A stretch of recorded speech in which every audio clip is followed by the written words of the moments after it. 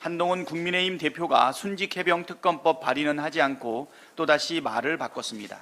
이러다가 내가 언제 특검법을 발의한다고 했느냐고 말을 바꾸지 않을까 싶습니다. 당대표에 당선된 지 한 달이 훌쩍 넘었는데 시간이 모자라진 않았을 테고 능력이 모자란 겁니까? 아니면 의지가 박약한 것입니까? 대통령은 지난 기자간담회에서 공수처 수사 결과를 보고 특검 여부를 결정해도 늦지 않다라고 했고, 한동훈 대표도 비슷한 취지의 말을 했습니다. 최혜병 특검법을 하지 않겠다라는 말입니다. 최혜병 사건은 공수처의 기소권이 없습니다. 공수처가 수사를 아무리 잘하더라도 기소를 하기 위해서는 서울중앙지검으로 사건을 이첩해야 합니다. 그렇게 되면 최혜병 사건은 다시 사건이 묻혀질 수 있습니다. 대통령의 최측근 검사장이 서울중앙지검장으로 왔기 때문입니다. 미디어 오늘. 한 입으로 여러 말 하는 분이 집권여당 당대표라니 실망입니다. 한동훈 국민의힘 대표가 순직해병 특검법 발의는 하지 않고 또다시 말을 바꿨습니다. 당대표 선거 때는 대표가 되면 공수처 수사 종결 여부와 무관하게 제3자가 공정하게 특검을 고르는 내용의 최상병 특검법안을 발의하겠다고 해놓고 어제는 원칙적으로 보면 특검은 수사가 진행된 이후 하는 것이다 라고 말을 바꿨습니다. 이러다가 내가 언제 특검법을 발의한다고 했느냐고 말을 바꾸지 않을까 싶습니다.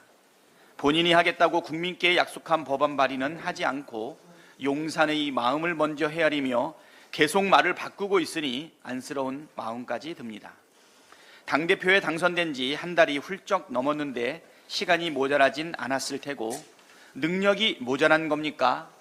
아니면 의지가 박약한 것입니까? 국민께 거짓말을 한 게 아니라면 오늘이라도 특검 법안을 발의하길 거듭 촉구합니다. 국민의 기억력을 낮잡아 보다간 큰 코 다치게 될 거란 조언도 함께 드립니다. 네, 한동훈 대표 본인이 주장하던 제3자 추천 특검법을 우리 당이 수용할 수 있다고 하니까 이런저런 핑계를 대면서 최혜병 특검법 발의를 사실상 거부했습니다. 한 달 만에 나타난 한동훈 대표가 제일 먼저 한 것이 국민에 대한 기만과 거짓말이었던 것입니다. 한편 대통령은 지난 기자간담회에서 공수처 수사 결과를 보고 특검 여부를 결정해도 늦지 않다라고 했고, 한동훈 대표도 비슷한 취지의 말을 했습니다. 최혜병 특검법을 하지 않겠다라는 말입니다. 대통령과 한동훈 대표는 최혜병 사건의 진실이 밝혀지는 것이 두려워서 그러는 것 같습니다. 그렇기 때문에 계속 거짓으로 시간 끌기만 하고 있습니다. 공수처 수사를 지켜보자는 말이 얼마나 허황된지 말씀드려 보겠습니다. 최혜병 사건은 공수처의 기소권이 없습니다. 공수처 법에 그렇게 나와 있습니다. 공수처가 수사를 아무리 잘하더라도 기소를 하기 위해서는 서울중앙지검으로 사건을 이첩해야 합니다.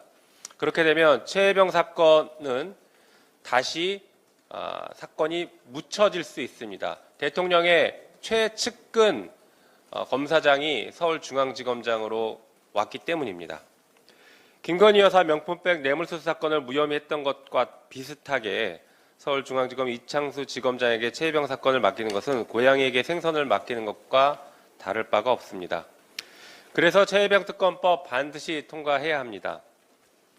한편 국민의힘은 특검 후보 추천과 대통령의 임명, 수사 과정에 대한 언론 브리핑, 사건에 관한 수사와 공소제기 여부 결정 및 공소 유지 등 우리 당이 발의한 최혜병 특검법에 독소 조항이 있다라고 거짓 선동을 하고 있습니다.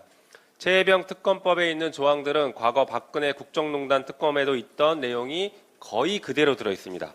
그때는 맞고 지금은 안 맞다라고 주장하는 것은 어불성설입니다.